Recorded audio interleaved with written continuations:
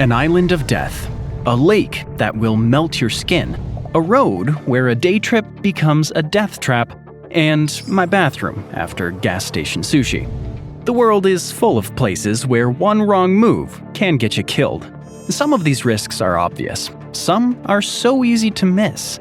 If you like these geography adventures, make sure to hit that subscribe button. Otherwise, I'll replace latitude and longitude with vibes. Number 23. Britain's Island of Death. Did you know that the UK had its own Chernobyl? Same scale of chaos, just caused by a different agent of mass destruction. Off Scotland's west coast, halfway between Gairloch and Ullapool, sits Greenland Island. No one lives here. No one ever will. The locals, they call it the Island of Death. It was once a sacrifice zone, a place so badly damaged by people that it's basically written off forever. And in this case, the worst really did mean the worst. In 1941, the UK had a great idea. Test biological weapons. Enter Operation Vegetarian. And yeah, that was its actual name. The men in suits wanted a weapon that could be used against the Nazis. The plan was simple and horrifying. Infect linseed cakes with anthrax. Drop them over the German countryside, then let the food chain do the rest. Nothing screams brilliant strategy like turning cattle feed into bioweapons. Greenland Island was flooded with anthrax spores. Any animals were gone in no time. Meanwhile, millions of anthrax-laced linseed cakes were cooked up, ready to drop. In the end, Operation Vegetarian was shelved before it began. But the anthrax remained. Long story short, Scotland ended up with weaponized mud. Greenland wasn't fully decontaminated until 1990. Technically, it's safe now. Technically. Who really wants to test it, though? There could be a pocket of groundwater out there with a grudge. The Island of Death is, at least since 1990, a walk in the park compared to the other places on our journey. Number 22. Paris. City of romance, pointy towers, and catacombs. In October of 2024, the zombies rose up. Okay, not really, but bodies surfaced from old quarry shafts dumped there in the late 1700s and early 1800s. And they were just a handful out of the estimated 5 to 6 million packed below the city. Nothing says romantic getaway like a mass grave under your feet. There's even a sign that says, "Stop, this is the Empire of Death," presumably in French. 550,000 people still come to the catacombs every year anyway, but there are about 186 miles of tunnels beneath the city. Only a small section is open to the public. Thinking of exploring them? Don't count on cell service. People vanish down there. Like the 2 teenagers who went missing for 3 days back in 2017. Still sound fun? But at least in the catacombs, you're still in Paris. Try a mountain range you might have never heard of. Number 21. Mystery Mountains. Papua New Guinea's mountains. Not exactly what it's known for, but the Star Mountains in the northwest are among the least known on Earth. Introverts in ridge form. Scientists believe there could be undiscovered plants and animals hiding out there. It's like nature's unopened loot box. But there's a problem. A Dutch team tried exploring in 1959 and hit a major setback. The altitude crippled their helicopters. One even crashed. They did reach the summit of Puncak Mandala, but after the whole crashing thing, they noped out of mapping the rest. Who can blame them? Surveyors face another obstacle, the weather. There's no official station here, but using the scientific method of looking outside, it's one of the wettest places on Earth. Over 393 inches of rain a year. Translation: constant landslides and umbrellas. If you're considering going, sites advise you to hire local guides. Road signs are limited and the nearest town is Wamena, 90 kilometers away. So far, we've seen Scotland's Island of Death, Paris' underground Empire of Bones, and Papua New Guinea's mystery mountains that take on helicopters. Alright, back on the danger tour. Nothing says fun like places designed to kill you in increasingly creative ways. Number 20? This is a blue hole. But before you yell cannonball, hold up. They're watery sinkholes, just deeper, meaner, and way further from help. The deepest is the Tamjap Blue Hole in Chetumal Bay, 1,380 feet deep. But it's not all bad. There's treasure in these holes. Most formed around 20,000 years ago when glaciers peaked and the sea levels were lower. They're really just collapsed caves, which means they're packed with exotic fossils. Nature's idea of a time capsule, only harder to open. But diving in, that's asking for trouble. Blue holes don't just have unpredictable currents. Midway down, they come with a layer of hydrogen sulfide, the worst gas resume imaginable. It stinks, it's colorless, toxic, corrosive, and flammable. Go deeper, and you won't even find oxygen. But if you're a billionaire with toys to spare, just pack a sub. Richard Branson proved the point in 2019, funding a submersible dive into Belize's Great Blue Hole with a crew of 3. But if you don't have access to those resources, don't bother. Number 19. Even the deepest blue holes have nothing on the Mariana Trench. It's vast, stretching over 1,580 miles, but it's the depth that makes it world famous. Challenger Deep plunges 6.8 miles. That's deeper than Everest is tall. Earth flipped its mountain upside down and hid it underwater.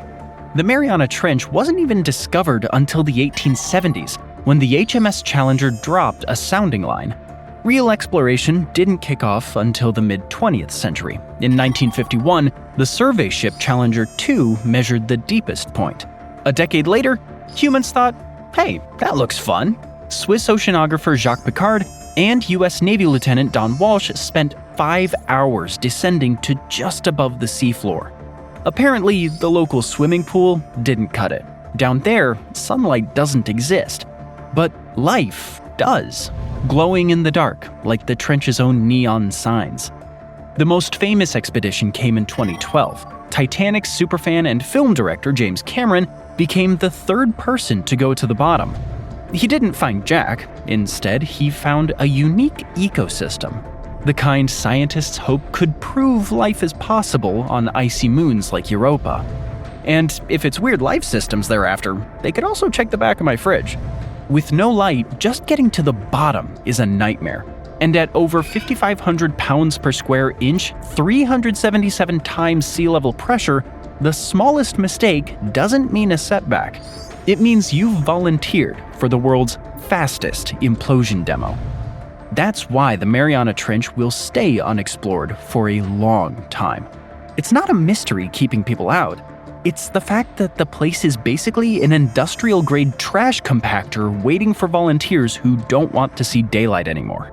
Now from the ocean's floor to the roof of the world, number 18. Climbing Mount Everest is always dangerous, but one route cranks the risk up even higher: the Khumbu Icefall on the Nepali side.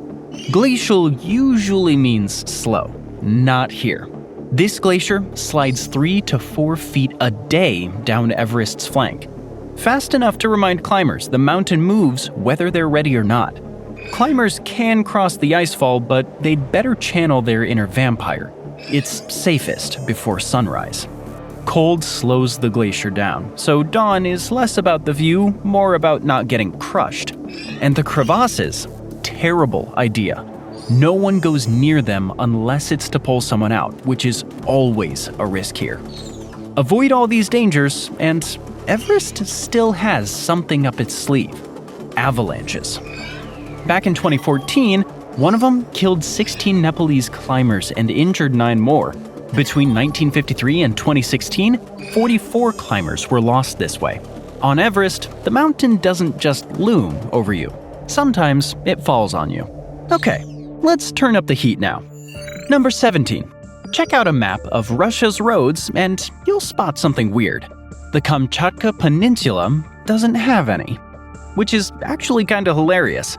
For centuries, Russia's been desperate for a warm water spot, one that has easy access to the world's oceans without a rival cutting it off. And here's Kamchatka, practically waving at the Pacific, with 0 roads going in or out.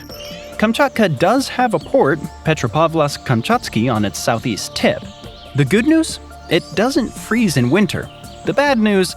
There's no road or rail to the rest of Russia, so as offloading points go, it's like having a driveway with no house attached. And that's because of much deeper forces. Zoom out to look around the Pacific Ocean. Yeah, that's the Ring of Fire. It's 25,000 miles long, 310 miles wide, and it's permanently angry. The world's most intense earthquakes happen here. It's where the 4 biggest volcanic eruptions since the last ice age have blown their tops. Basically, it's Earth's most dangerous mood ring, and Kamchatka Peninsula? Right on it. It's Mother Nature's barbecue, and you don't want to attend it. It's home to one of the densest clusters of active volcanoes on Earth. NASA counts 29, which means minor eruptions and lava flows aren't rare events here. They're practically the weather forecast. Go ahead, try building a road out here. And if that already sounds bad, just wait. Ever heard of a fumarole? It's a vent that spits out volcanic gases, and the whole gang shows up. Carbon dioxide, sulfur dioxide, the works. For context, sulfur dioxide is one of the main gases on Venus, and it won't be the last time Earth's evil twin crashes this story. The first major survey came in 1755. Stepan Krasheninnikov published his description of the land of Kamchatka. These days, the Russian Academy of Sciences handles the monitoring. That means a bunch of scientists stuck babysitting 29 volcanoes in the middle of nowhere. In August of 2025, the Krasheninnikov volcano, named after Kamchatka's first daring explorer, erupted for the first time in 600 years. Nothing like a comeback tour after 6 centuries off. Number 16, The Last Frontier. Wolf Vishniak went looking for life in Antarctica's dry valleys and found it. And no, it wasn't penguins. He discovered microorganisms in one of Earth's harshest places. The frozen tundra wasn't as dead as it looked. It made life on Mars seem a little more believable. But on December 10th, 1973, his notes stopped. While working in the right range, he slipped into a crevice trying to retrieve equipment. After proving Antarctica wasn't lifeless, the continent claimed his. Vishniak was one of those explorers who gambled everything for knowledge, and this time, the house won. Surprisingly, Antarctica's dry valleys on the western edge of McMurdo Sound are among the continent's most studied. The reason's simple. There's hardly any ice, which makes them prime real estate for permanent bases like America's McMurdo Station and New Zealand's Scott Base. Antarctica's version of beachfront property. Permanent bases don't make the dry valleys easy, though. They're the coldest desert on Earth, and the driest. Drier than the Sahara, with barely 4 inches of rain a year. Antarctica basically out-deserts the desert. But the extreme conditions don't end there. This place is considered a stand-in for Mars. The valleys are blasted by ultraviolet radiation thanks to Antarctica's wild sunlight cycle. 6 months of near darkness, 6 of non-stop light. Perfect for a vampire timeshare. And even with little ice here, you're not spared. What ice there is bounces UV straight back at you. Antarctica doesn't just give you sunburn, it goes straight for your DNA. Humans have made the place worse. From the 1930s, fridges and hairspray ripped a hole in Antarctica's ozone. The good news? The ozone is making a comeback. It's scheduled for 2040 for most of the world. Antarctica gets a delayed release, 2066. Until then, anyone heading south has to deal with UV exposure on top of everything else. Out here, without massive support, survival isn't just hard, it's a non-starter. So far, we've seen blue holes full of death gas, the Mariana Trench, aka Earth's trash compactor, and Everest's icefall, nature's version of Russian roulette at sunrise. Ready for more danger? Good, because Earth isn't out of bad ideas yet. Number 15. Head over to Ethiopia's Danakil Depression. You'll find what was once the strangest town on Earth, Dalol, named after a local volcano. Italian and American companies mined here for a while, but by the 1960s it was abandoned. Why? Turns out living on top of hell wasn't a long-term plan. If Antarctica is the deep freeze, Dalol is the furnace. It's the hottest year-round spot on Earth, sitting 420 feet below sea level at a tropical latitude. Average temperatures hover around 94 degrees Fahrenheit and spike up to 118. Basically, it's like living in an oven set to incinerate.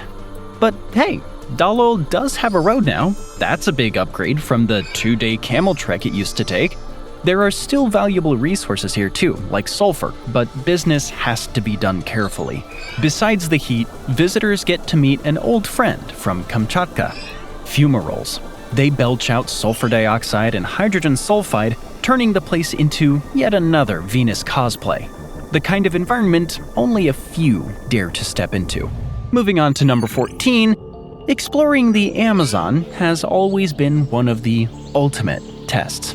It nearly broke cuddly bear enthusiast and former US President Theodore Roosevelt. And even he didn't cover it all. Huge sections of the rainforest are still off limits, at least for people who don't have a death wish. Enter the Vale do Javari. The Brazilian government keeps most people out, and with good reason. It's the size of Maine, almost entirely unexplored. Even scientists have no clue what's really living there. Think Jurassic Park, just without the gift shop. And the people that have gone to explore it, they reported hostile run-ins with uncontacted tribes. The kind who fire poison-tipped arrows first and skip the small talk. Most turned back, message received. With no expeditions on the horizon, this chunk of rainforest looks set to stay unexplored. Nature has stuck the Do Not Disturb sign on this region.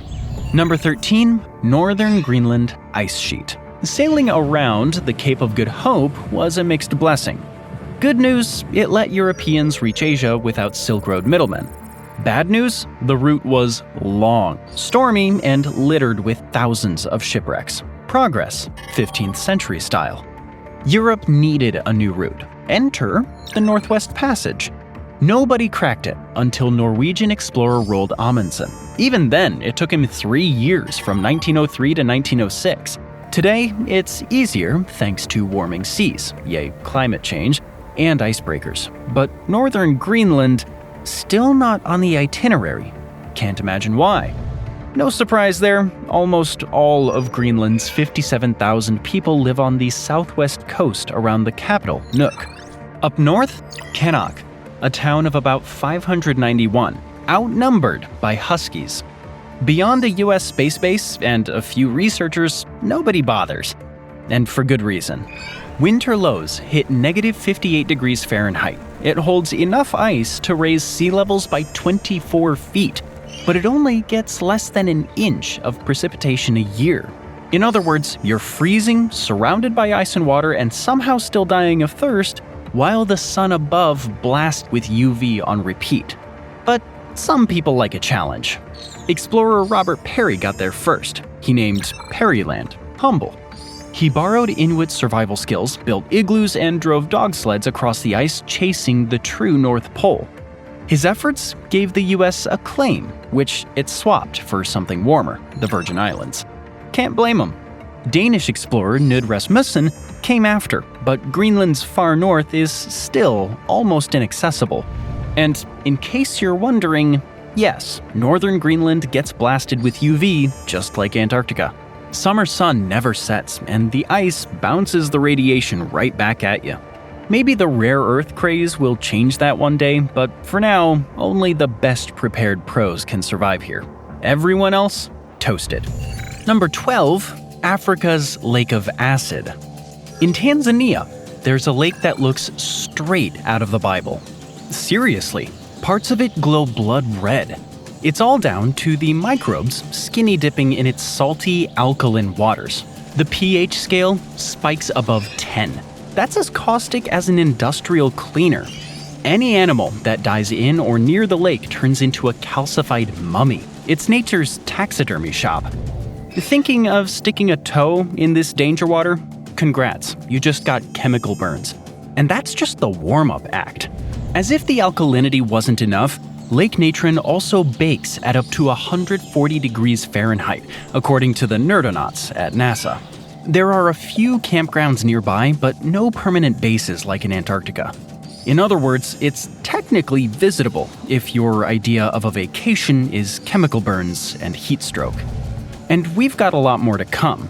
Think these places sound bad? Just wait. Some spots guarantee death, or at the very least, a very long date with the legal system. Number 11. Make a list of the world's most dangerous places, and Chernobyl's probably up there.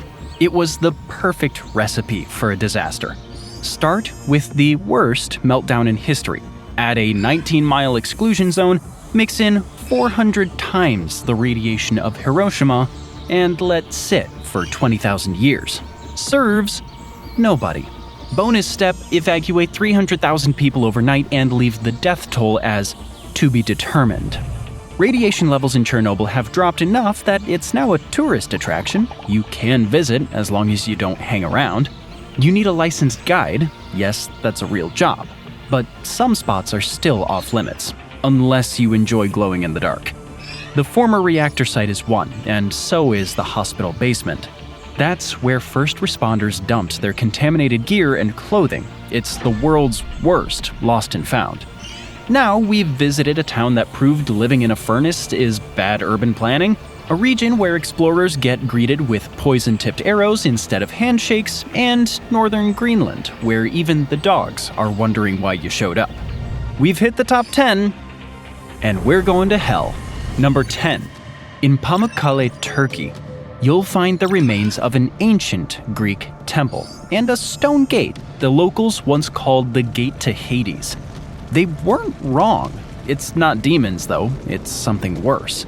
An underground fissure pumps out carbon dioxide at levels up to 53%. In 2013, archaeologists still saw birds drop dead mid-flight for getting too close. Hell on Earth, with receipts. Turkey even opened it to tourists in 2022. Nothing says vacation like flirting with carbon dioxide poisoning. Follow the rules, keep your distance, and you'll leave with photos. Ignore them, and it's game over.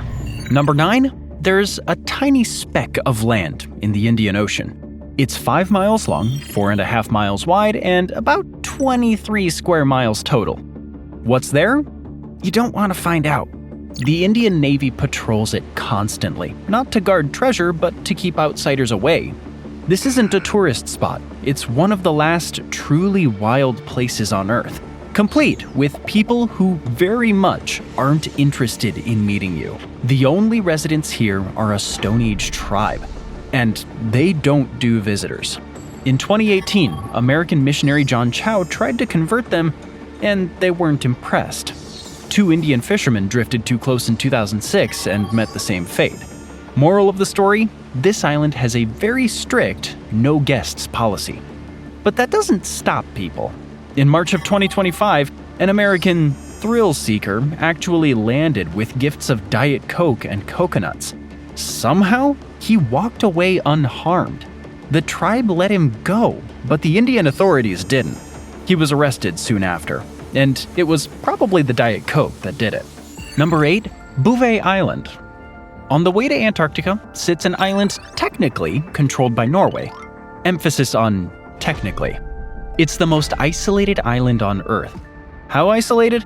About 1,100 miles north of Antarctica's Queen Maud Land, or as NASA puts it, 1,000 miles from nowhere. Not exactly a glowing tourism slogan. The nearest neighbors? Tristan da Cunha, population 238.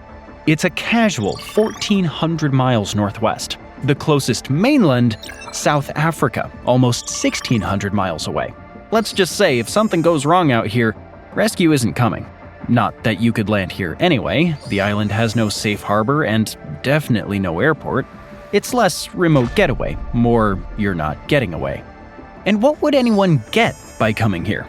Probably a prosecution. The Norwegian government has declared the place as a nature reserve, so what would you get for your effort? You wouldn't even be able to brag about your trip on Instagram. Number 7. In 2008, the U.S. Geological Survey warned that 80,000 people sit in the blast zone of a very moody volcano, Mount Rainier. It hasn't erupted yet, but scientists think it's only a matter of time. That hasn't stopped the crowds, though. Between 1950 and 2018, about 440,000 people tried climbing it. 84 didn't make it back, including 11 who died in a single avalanche in 1981. And Rainier's glaciers? They hide ice caves that reflect sunlight like rainbow tunnels. Sounds magical, right until you remember they're inside an active volcano. With global warming, Rainier's glaciers are melting fast. That means spontaneous collapses. The Park Service now flat out warns people to stay away. And it's not just falling ice. The caves collect pools of carbon dioxide, like Turkey's Gate of Death. Except these are too deep for any breath-holding tricks. The only visitors now are daredevil scientists with special gear and 20 minutes of oxygen, and even they need special permission. But as bad as Rainier sounds, it's a warm-up. The next places aren't just dangerous. Going there is basically signing up for your own obituary. Number 6. France's Venusian Habitat. France has its own version of Chernobyl, and in some ways it's worse. At least Chernobyl has warning signs. In northeastern France's Zone Rouge, wander in unsupervised and you won't know what you're stepping on until it's too late. The strangest part, this isn't some remote wasteland, it's right in the middle of Europe, and a century ago it was full of villages. Then World War I happened. 4 years of trench warfare, millions dead, and the front line barely moved a few miles. The land hasn't recovered, and neither did the villages. The red zone spreads out over 460 square miles. It's centered around the Verdun, ground zero of 1916's bloodbath. Why is it so deadly even now? Try 1 billion artillery shells fired in World War I, and about 30% failing to explode. Huge chunks of France and Belgium are basically surprise minefields. Every year, 900 tons of live explosives get dug up in the iron harvest. And in case you're wondering, yes, over 600 workers have been killed doing that cleanup. And that's still not the worst of it. The Western Front was also drenched in chemical weapons. Mustard gas, phosgene, the works. Hitler himself got a dose in World War I and was so traumatized he refused to use them in World War II. That should tell you how bad things were. Some stretches of the red zone are so soaked in toxic chemicals they've been compared to the surface of Venus. And the guns stopped firing more than a century ago. Parts won't be safe for another 7 centuries. This may be the most dangerous hiking trail on Earth. And from the hiking trail of death to the road version, number 5. Bolivia's North Yungas Road. Sounds harmless enough. It's 40 miles from La Paz to the Amazon. Easy, right? Except La Paz sits nearly 12,000 feet up. The road drops 2,000 feet at every turn. Add 200 hairpin bends, constant fog, rock slides, and 0 guardrails. One wrong move and your car stops being a car. It's gravity's newest toy. You can probably guess what happens here. Until 1994, about 300 people died on this road every year. Basically, a full passenger jet going down annually. Things have improved, but not by much. In 1998, 18 cyclists pedaled straight into oblivion. And in 2011 alone, 42 lives were lost. Tourists call it the Death Road. The road just calls it Tuesday. Number 4. On the other side of the continent sits another island under constant naval patrol. No anthrax, no spear-throwing tribes, just something worse. Brazil's Ilha da Queimada Grande, known better as Snake Island. It sits just 21 miles off Sao Paulo. It was part of the mainland until rising seas cut it off, which probably wasn't a bad thing. The unlucky residents trapped there? Thousands of venomous golden lancehead snakes.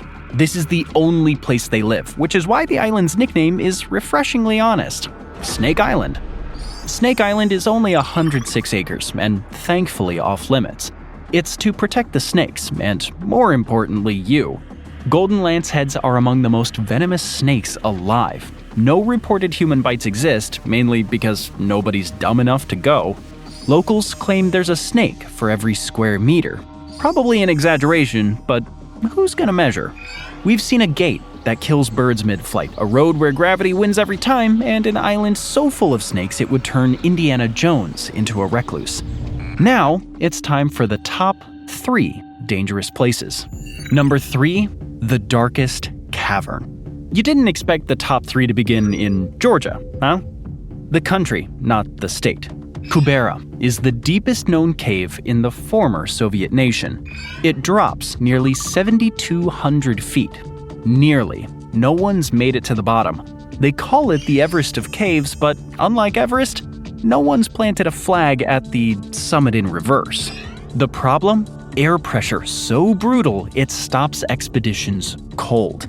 And that's before you deal with nearly 10 miles of caverns, dead ends, and twists designed to ruin your day permanently. Kubera itself hasn't claimed lives, but the wider Arabica Massif has. In 2020, caver Sergei Kozyev fell in the nearby Veryovkina cave, became trapped, and died of hypothermia. Recovering him wasn't easy. It took more than 100 people an entire year. Suddenly, not getting to the bottom of Kubera makes sense. At least caves advertise their danger. Other places, they're a bit more sneaky. Number 2.